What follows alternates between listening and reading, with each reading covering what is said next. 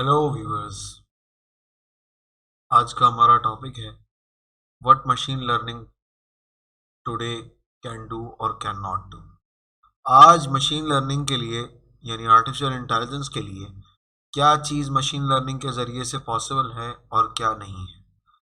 यहाँ पर हमारे पास एक एग्जांपल गिवन है कि एक ई कॉमर्स प्लेटफॉर्म पे किसी ने गिफ्ट ऑर्डर किया।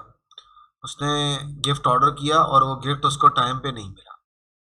वो हमने जो है वो मेल पे एक जो है वो एआई मशीन ट्रेन करवा दी कि वो ये बताए कि भाई अगर कोई रिटर्न करना चाहता है तो उसको रिकग्नाइज कर ले कि ये रिटर्न करना चाहता है, ये और ऑर्डर लेना चाहता है। अब एक बंदा सेंटेंस लिखता है, the toy arrive 2 days late,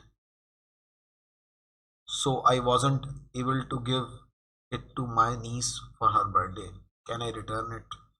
अब असल में वो रिटर्न का कह रहा है, तो हमारी मशीन जो है वो कंफ्यूज हो सकती है।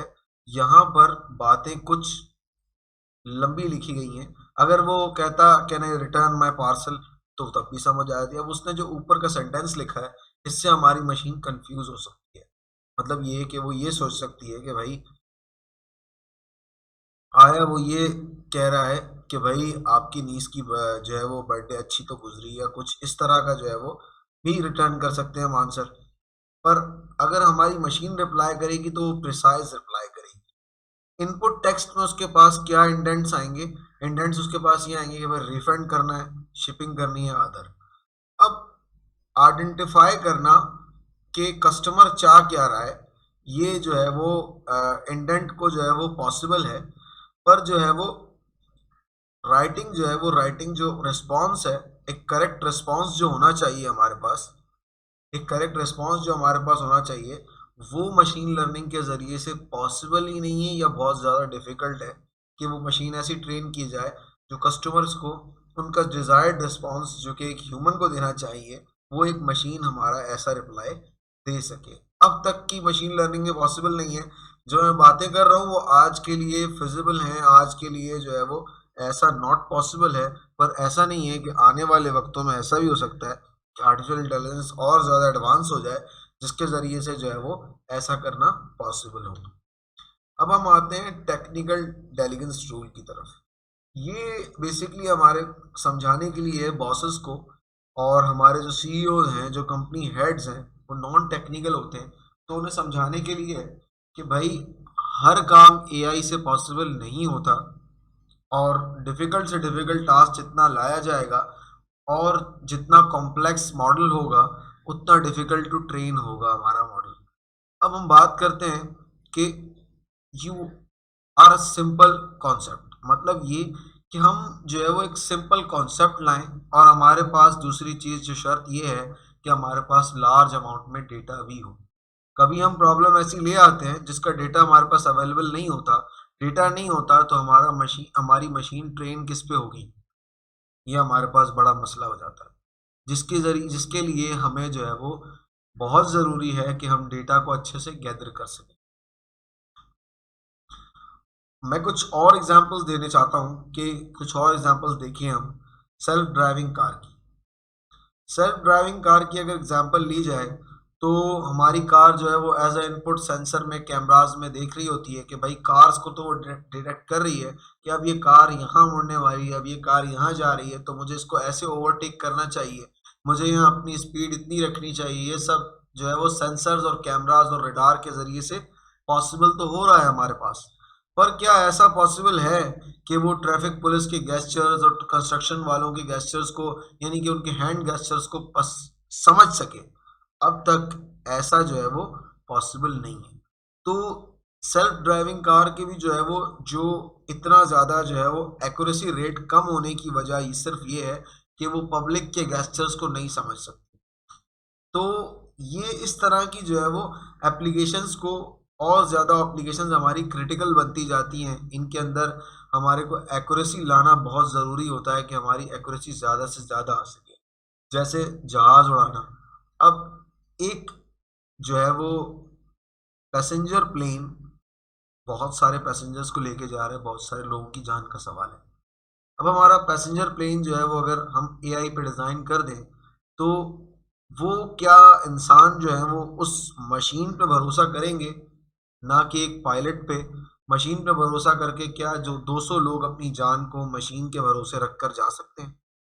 ऐसा पॉसिबल नहीं है।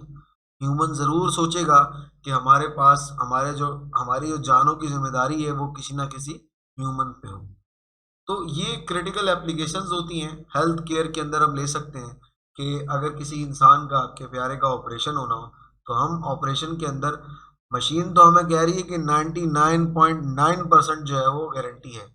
0.11% हमारे पास जो है वो पॉसिबिलिटी है कि ऑपरेशन फेल हो जाए। जब ये डेटा लेकर आप किसी मेडिकल पर्सन के पास जाएँगे, तो क्या वो आप पर भरोसा करेगा?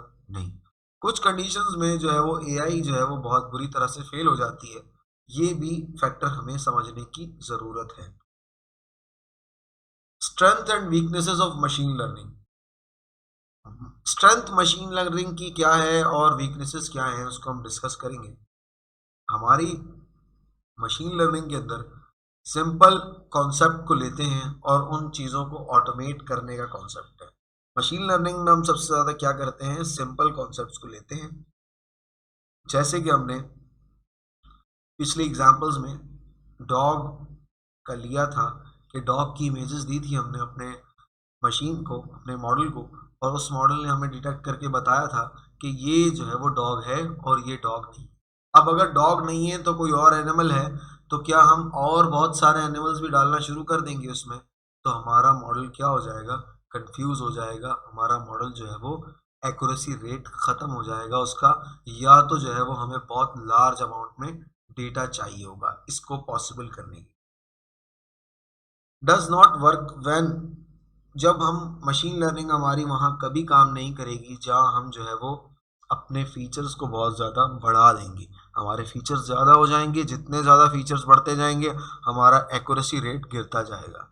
अब एक एक्सरे इमेजेस की बात की जाए, अगर हम हेल्थ केयर मैनेजमेंट सिस्टम में बात करें, तो हेल्थ केयर के अंदर एक एक्सरे देखकर जो है वो कंडीशंस को जो है वो बताना, मशीन एक कंडीशन से बताएगी, जबकि एक डॉक्टर जो होता है हमारे पास, वो डिफरेंट एंगल से उस एक्सरेज को मॉनिटर कर पाता है और उसका पर्सनल एक्सपीरियंस भी होता है। ऐसा पॉसिबल नहीं है कि किताबों को पढ़कर और इन सब चीज़ों को देखकर हम जो है वो बेहतरीन मॉडल को ट्रेन कर सकें।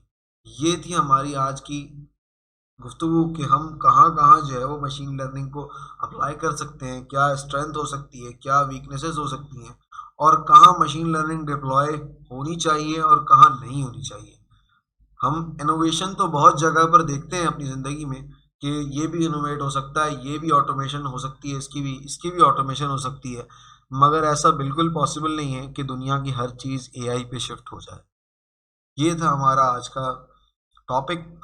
Thank you so much for watching this video.